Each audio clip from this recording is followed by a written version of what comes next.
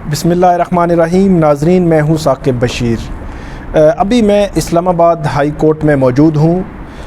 आज 3 केसेस, दिलचस्प केसेस मैंने आपके सामने रखने हैं। उनकी समाअत हुई है जो कौमी मंजरनामे में उनकी बड़ी अहमियत है।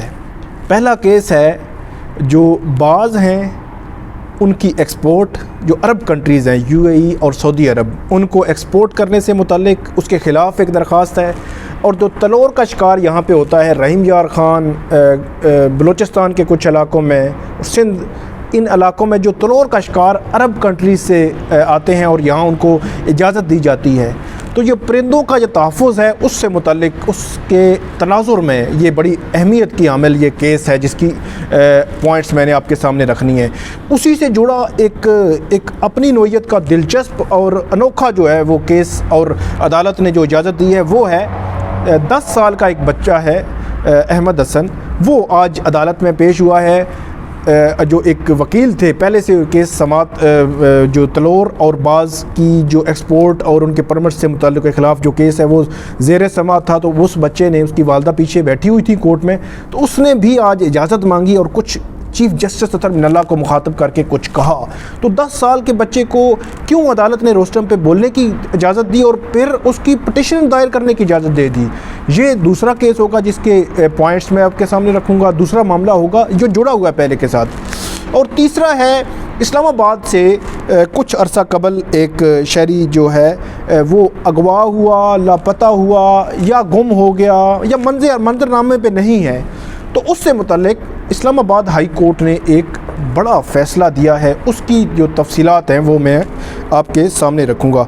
आखिर में मैं आपको बताऊँगा कि जो भट्ठों पर जो बच्चे हैं, जो उनके वालिदैन हैं, जो उनका इस्तेसाल हो रहा है या वो इस्तेसाल कराने में मुलव्वस हैं, तो उससे मुतल्लिक एक बड़ा अहमियत का हामिल गुज़श्ता रोज़ एक केस आया था। उसमें बच्चे जो है उनको अबस बेजा में रख लिया था भट्ठे के मालिक ने, तो उनकी बाजियाबी का ऑर्डर हुआ था। तो ये 3 केसेस की जो अहवाल है मैं आपके सामने रखूँगा। मैं तफसीलात में जाने से कबल मेरा यूट्यूब चैनल आप ज़रूर सब्सक्राइब करें ताकि आने वाले दिनों में भी आपको अच्छी वीडियोज़ जो मिल सकें।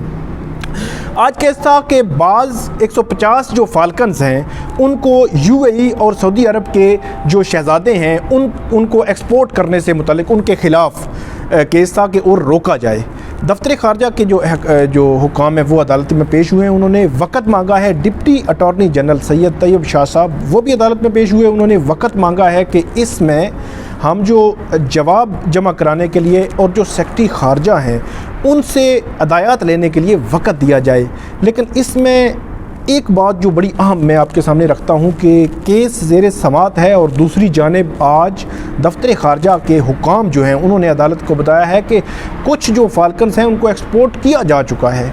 अब जो एक्सपोर्ट किए जा चुके हैं उनको वापस तो नहीं लाया जा सकता। तो ये बड़ी अहमियत की हामिल चीज़ है कि कुछ फाल्कन्स एक्सपोर्ट हो चुके हैं। अब क्योंकि अदालत ने स्टे भी नहीं दिया, रोका भी नहीं है, इंटरम कोई ऑर्डर भी मौजूद नहीं है, तो ये ना हो कि आइंदा समात तक जितने फाल्कन्स बाकी रहते हैं वो भी एक्सपोर्ट हो जाएं और अदालत में ये केस चलता रहे। और उस अदालत में केस चलने का तो कोई फ़ायदा ना हुआ कि ये फाल्कन्स की जो एक्सपोर्ट है ये पटिशनर कहते हैं कि गैर कानूनी है। तो केस की समात के दौरान जो चीफ़ जस्टिस हैं अतर मिनल्ला, उनकी जानिब से अहम जो सवालात हैं वो सेक्रेटरी ख़ारजा के सामने रखे गए हैं कि किस कानून के तहत आप फाल्कन्स को एक्सपोर्ट की इजाज़त देते हैं, क्या वफाकी काबीना ने इसकी इजाज़त दी, क्या पाकिस्तान की जो तजारत की जो पॉलिसी है क्या उसको आप उसके तहत ये इजाज़त दे सकते हैं, क्या इस तरह जो परिंदों का इजाज़त देना एक्सपोर्ट का या जो तलोर के शिकार के परमिट्स जारी किए जाते हैं क्या ये खिलाफ कानून नहीं है। तो ये तमाम सवालात जो हैं वो अदालत ने सेक्रेटरी ख़ारजा के सामने रखे हैं और सेक्रेटरी ख़ारजा को ये कहा है कि आप आइंदा समात तक इसका जवाब दें। लेकिन इस सारे मामले में अहमियत का हामिल जो इशू है वो ये है कि कुछ फाल्कन्स एक्सपोर्ट हो चुके हैं और बाकी जो रहते हैं हो सकता है आइंदा समात से कबल होता जाए, क्योंकि अदालत ने तो रोका नहीं है। तो ये बड़ा एक इंटरेस्टिंग आइंदा समात होगी। तो इसी के दौरान जब ये केस अपनी समात जो एंड हो रही थी तो इस दौरान एक बच्चा जो है वो उसकी तरफ इशारा किया कि वो बच्चा उठ के आगे आया। 10 साल का वो बच्चा था। तो उसने आके बोलना शुरू किया। तो उसने अदालत के सामने कुछ अल्फाज के वो मैं आपके सामने रख देता हूँ। ये अहमद हसन बच्चे का नाम है, तो उसने ये कहा कि जो फाल्कन्स हैं या इस जैसे जो परिंदे हैं, इनके शिकार की इजाज़त देना, इनके परमिट्स जारी करना या इनको एक्सपोर्ट कराना, ये तमाम इसकी इजाज़त नहीं होनी चाहिए, क्योंकि ये मेरी जनरेशन, वो बच्चा अपनी तरफ इशारा करके कह रहा था, मेरी जनरेशन के लिए ये जो इस तरह परिंदों का जो शिकार है ये किसी तरह पे दुरुस्त नहीं है। परिंदों के साथ भी जुल्म है कि इस तरह आप उस किसी की जो ख्वाहिश के लिए जो है वो इस तरह शिकार करते हैं, परिंदों को मारते हैं, इस तरह किया जाए। तो अदालत ने, जो चीफ जस्टिस अतमल्ला ने उसी बात को आगे बढ़ाया कि ये आपकी जनरेशन नहीं बल्कि फ्यूचर की जनरेशन के लिए भी ज़रूरी है कि इस तरह परिंदों या जानवरों के साथ इस तरह जो का एक्ट ना किया जाए। और जो चीफ जस्टिस हैं उन्होंने ये भी कहा कि कुरान पाक में भी इसी किस्म के अहकामात मौजूद हैं जानवरों और परिंदों से मुतल्लिक।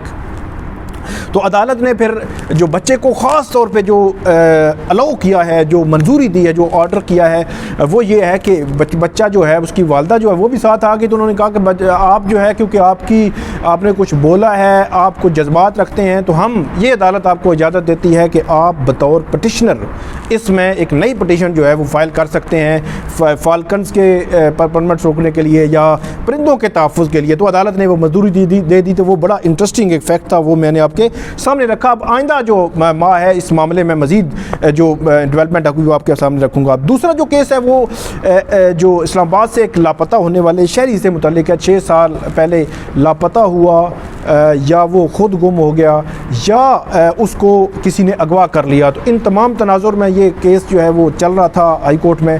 तो जस्टिस मोहसन अख्तर कियानी ने बड़ा फ़ैसला दिया है और अदालती जो रिकॉर्ड है वो हमें बताता है कि अदालती रिकॉर्ड के मुताबिक इससे बड़े जुर्माने हमने नहीं देखे अमूमन ऐसे केसेस में। 1 करोड़ रुपये जुर्माना किया है अदालत ने। ये सेक्रेटरी दाखिला हैं, सेक्रेटरी दिफा हैं, SP जो इन्वेस्टिगेशन है और SHO थाना गोल्डा जो है इस्लामाबाद के, उनको 1 करोड़ रुपया जो है जुर्माना किया गया है। और अदालत ने ये कहा है कि जो 1 माह में जो शहरी है उसको प्रोड्यूस करें, उसको अदालत के सामने पेश करें, वगरना महकमाना कार्रवाई भी होगी। 28 अगस्त 2014 को ये शहरी लापता हुआ था, अगवा हुआ था या खुद गुम है। इसमें कोई अज्यूम नहीं हम कर सकते कि क्या है मामला, क्या है, लेकिन अदालत का जो ऑर्डर है वो मैंने आपके सामने रख दिया। अब तीसरा जो मामला है वो भट्ठों पर जो इस्तेसाल हो रहा है बच्चों का और फैमिलीज़ का। कुछ इस्तेसाल हो रहा है, कुछ वो खुद कर रहे हैं, कुछ हमारे मुआशरे की जो कमियां हैं यहाँ पे गुर्बत की वजह से, वो मैं आपके सामने रखूँगा। यहाँ पे केस आया कि 10 बच्चों को एक इस्लामाबाद के भट्ठे के मालिक ने हबस में जा में रख लिया है। तो अदालत उनको ऑर्डर करे, इस्लामाबाद इंतज़ामिया और पुलिस को, कि वो उनको प्रोड्यूस करें। तो ये परसों यहाँ पे केस आया। उसके बाद अदालत ने DC इस्लामाबाद हमजा शफ़क़ात और IG इस्लामाबाद को ये हुक्म दिया कि वो जुमरात को बच्चों को आज जो है वो बच्चों को प्रोड्यूस करें अदालत के सामने, गुज़श्ता रोज़ अदालत के सामने प्रोड्यूस करें। अगर उन्होंने गुज़श्ता रोज़ प्रोड्यूस नहीं किया, उसके बाद ये ऑर्डर हुआ था कि हफ्ते के रोज़ 48 घंटे के अंदर अंदर अगर बच्चों को प्रोड्यूस ना किया, ना ढूंढा, तो IG इस्लामाबाद और जो DC इस्लामाबाद हैं वो जो चीफ़ कमिश्नर है वो ज़ाती हैसियत में अदालत के सामने पेश होंगे। तो आज हमें ये इतला मिली है कि उन बच्चों को बाजियाब जो है वो करवा लिया गया है। जो भट्ठे का मालिक है उसको भी गिरफ़्तार कर लिया गया है। इससे पीछे हल्की सी कहानी मैं आपको बता देता हूँ कि भट्ठे का मालिक ने एडवांस जो 7 लाख कुछ पैसे दिए हुए थे उस फैमिली को, तो वो उसके बदले काम का मुतालबा कर रहा था। तो ये उमूमी तौर पे एक ट्रेंड बन चुका है कि जो इस तरह के मालकान हैं भट्ठों के या मुख्तलिफ कंपनीज़ के या इस तरह के, वो एडवांस में कुछ दे देते हैं पैसे। ये ट्रेंड है पंजाब में, ये इस तरफ ट्रेंड बन चुका है।